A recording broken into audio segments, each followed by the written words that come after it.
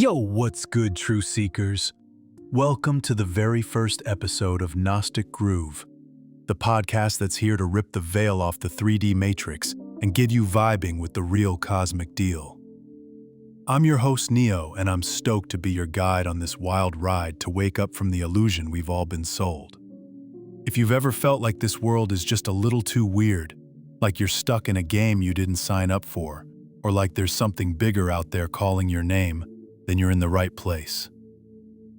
Buckle up, because today we're diving into the foundations of Gnosticism, the ultimate red pill for seeing through the cosmic con.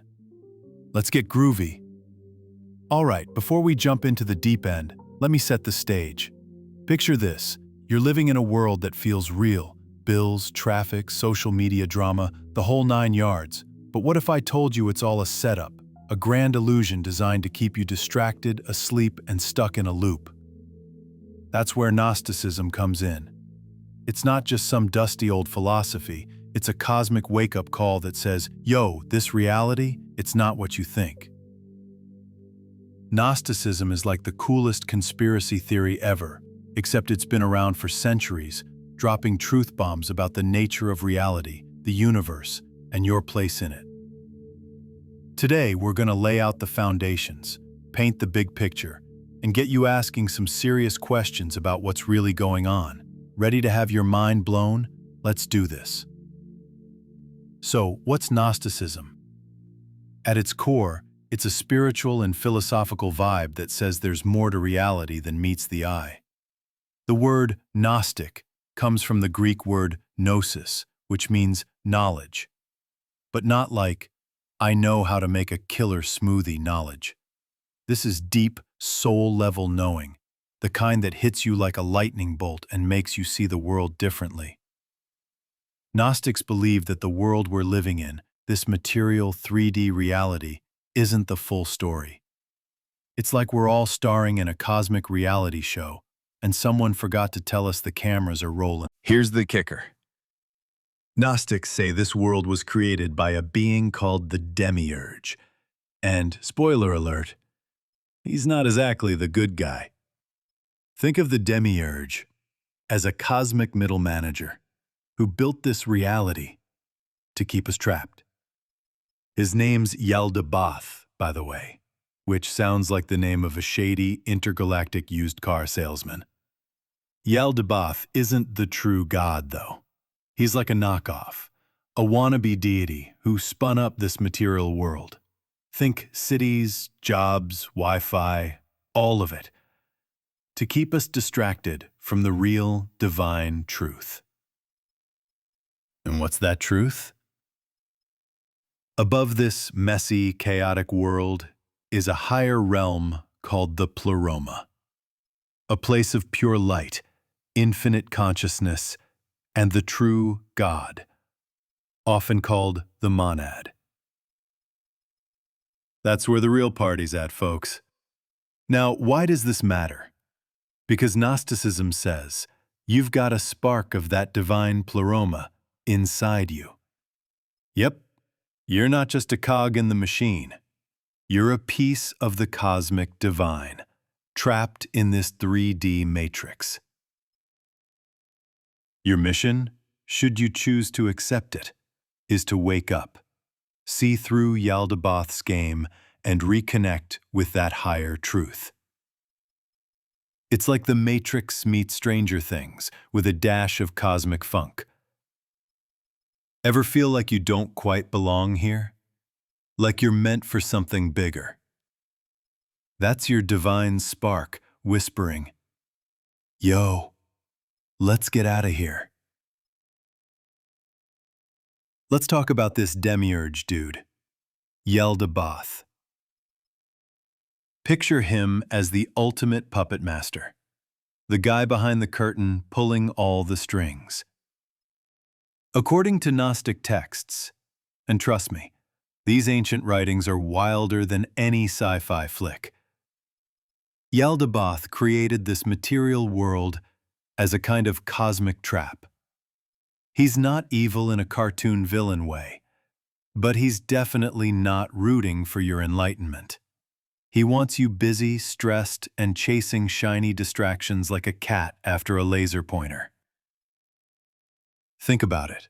The news, social media, that endless scroll on your phone, are they keeping you free or keeping you caged? Here's where it gets juicy. Gnostics say Yaldabaoth didn't create this world alone. He's got helpers called Archons. Think of them as his cosmic goon squad. These Archons are like invisible bureaucrats running the Matrix, making sure you stay plugged in. Ever wonder why life feels like it's designed to keep you running on a hamster wheel? That's the Archons at work.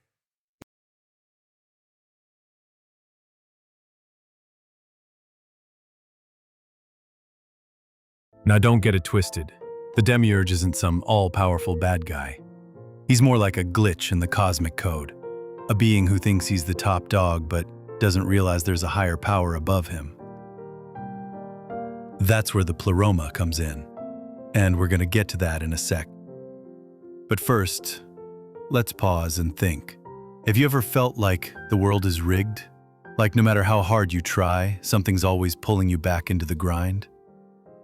That's the Demiurge's game, and Gnosticism is here to help you see through it. All right, let's flip the script and talk about the good stuff, the Pleroma. If the Demiurge's world is a dimly lit basement club with bad music, the Pleroma is a cosmic rave in a galaxy of pure light. The Pleroma is the divine realm, the source of all true goodness, love, and infinite consciousness. It's where the monad, the true God, chills.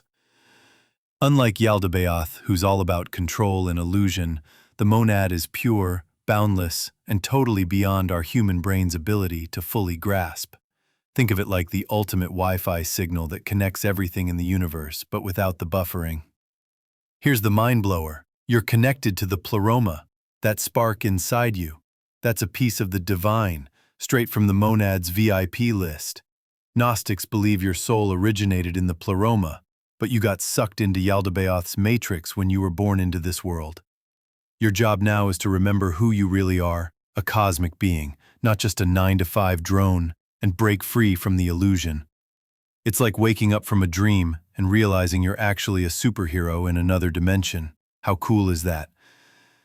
The Pleroma isn't just some far-off paradise, though. It's a state of being you can tap into by waking up to the truth. Gnosticism says the way out of the matrix is through gnosis, that deep intuitive knowing we talked about. It's not about reading a bunch of books or memorizing facts. It's about feeling that spark inside you and trusting it to guide you past the Demiurge's smoke and mirrors. Ever had a moment where you just knew something was true, deep in your gut, without anyone telling you?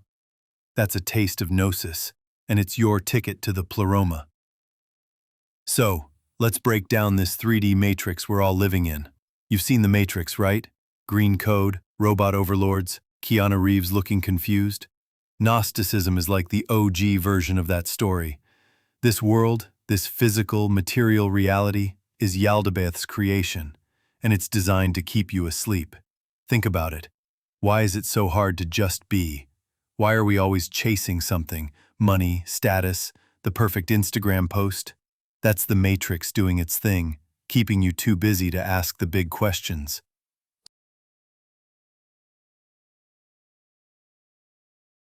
But here's the good news. You're not stuck. Gnosticism says you can hack the Matrix. By seeking gnosis, you start to see the cracks in Yaldabaoth's system. You start noticing how the world tries to keep you small, scared, and separated from your true self. And once you see it, you can't unsee it. It's like putting on those sunglasses from They Live. Suddenly the billboards and headlines are screaming, "Stay asleep," but you're too woke to fall for it. What's something in your life that feels like it's pulling you away from your true self? Think about it. All right, truth seekers, we've covered the basics. The Demiurge, the Pleroma, the Matrix, and that divine spark inside you. But what do you do with all this? Gnosticism isn't about sitting around contemplating your navel. It's about action, waking up, questioning everything, and reclaiming your hour. The first step is to start asking questions. Like, why does this world feel so off sometimes? Why do we keep chasing things that don't make us happy? What if there's more to life than what we've been told? Here's a little challenge for you. Next time you're scrolling through your phone or watching the news, pause and ask yourself, is this feeding my soul or keeping me trapped? That's how you start to see the matrix for what it is. Gnosticism isn't about believing some dogma. It's about trusting your own intuition, that inner voice that's been trying to get your attention forever. Maybe it's time to listen. Maybe it's time to start looking for the truth behind the illusion. And here's the coolest part. You don't have to do this alone. The Gnostic path is about connecting with others who are waking up too. That's why we're here with Gnostic Groove, to build a community of truth seekers who are ready to vibe with the cosmic truth. We're going to keep diving deeper in future episodes, talking about ancient Gnostic texts, how to spot the Archons in your daily life, and even some wild conspiracy theories that might just tie into this whole Matrix thing. So, stick with us, and let's get groovy together. All right, truth seekers, we've been talking about the Demiurge, the Pleroma, and this 3D matrix we're all stuck in. But let's get to the source, the ancient texts that spilled the beans on this cosmic con. One of the wildest is the Secret Book of John, a Gnostic banger from way back that reads like a sci-fi novel crossed with a conspiracy manifesto. This text is like the ultimate red pill, straight from the early days of Gnosticism, and it's got the receipts on Yaldabaoth's shady schemes. Let's dive into a couple of passages to show you just how deep this rabbit hole goes.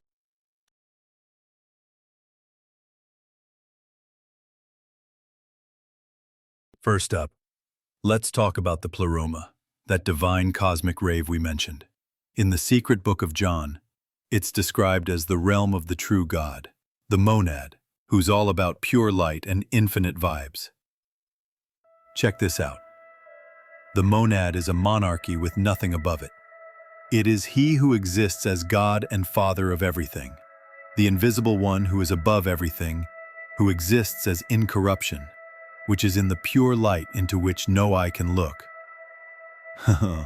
Whoa, sounds like a place where the Wi-Fi is always 5 bars and the energy's pure love. This is the real deal, the source of your divine spark, not the fake world Yaldabaoth's pushing.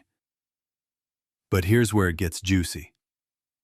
The book spills the tea on Yaldabaoth, the Demiurge, who's basically the cosmic equivalent of a shady landlord. It says, "Now the Archon who is weak has 3 names. The first name is Yaldabaoth, the second is Sackless, and the third is Samael. And he is impious in his arrogance which is in him, for he said, I am God, and there is no other God beside me. For he is ignorant of his strength, the place from which he had come." Surprised. Boom. Yaldabaoth's out here thinking he's the top dog, but he's just a glitch who doesn't know the Pleroma's above him. He creates this material world, our 3D matrix, to trap us, but he's clueless about the real divine power. And get this, the text says Yaldabaoth and his Archon goons created a man out of earth, to keep humanity stuck in this illusion. That's us, folks, molded into this matrix to keep us blind to our divine spark. But the book also drops hope. It says a figure called Sophia, a divine being from the Pleroma, sneaks in to help us wake up. She's like the ultimate cosmic hacker, slipping us the code to break free. Ever feel like something's nudging you to question everything? That's Sophia's vibe. Yo. This ain't all there is. So, why does this matter? The Secret Book of John is like a playbook for spotting Yaldabaoth's tricks. It's telling us to look past the 3D distractions, your phone, the news, the grind, and seek that gnosis, that inner knowing that connects you to the Pleroma. Next time you're stressed about something dumb, ask yourself, is this the Matrix trying to keep me asleep? What's one thing in your life that feels like it's pulling the wool over your eyes? As we wrap up this first episode of Gnostic Groove, I want you to take a moment to feel that spark inside you, that feeling that there's something more, something bigger. That's the Pleroma calling you home. Gnosticism is your invitation to question everything, to see through Yaldabaoth's cosmic con, and to start your journey toward Gnosis. This isn't just a podcast. It's a wake-up call for your cold.